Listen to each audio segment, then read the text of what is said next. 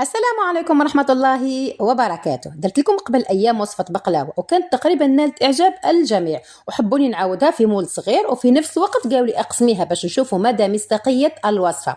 هيا اليوم بربي ولقيت الوقت ووفرت لكم مكونات ودرت لكم صينية صغيرة. شوفوا كلش راح يكون قدامكم، ما نكذبش عليكم، ما تريح لا العجينة ولا الحشو. نقسمها ثاني كي طيب وتتعسل قدامكم، وتشوفوا باللي ما كانش حاجة اسمها طبقات العجينة يتفتحوا على الحشو كما راهم يقولوا بعض التعليقات.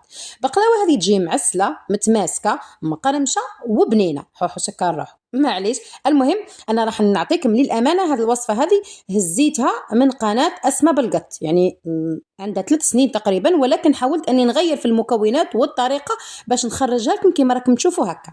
نتمنى تنال الوصفه هذه اعجابكم وش راح يكون كافي ووافي ومفهوم.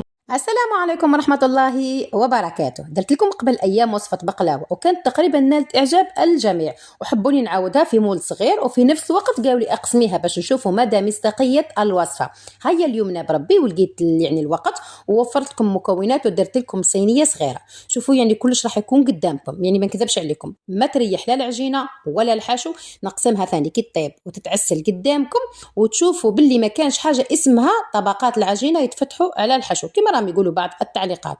بقلاوه هذه تجي معسله متماسكه مقرمشه وبنينه، حوحو سكر روح معليش. المهم انا راح نعطيكم للامانه هذه الوصفه هذه هزيتها من قناه اسماء بالقط، عندها 3 سنين تقريبا، ولكن حاولت اني نغير في المكونات والطريقه باش نخرجها لكم كما راكم تشوفوا هكا. نتمنى تنال الوصفه هذه اعجابكم وش راح يكون كافي ووافي ومفهوم.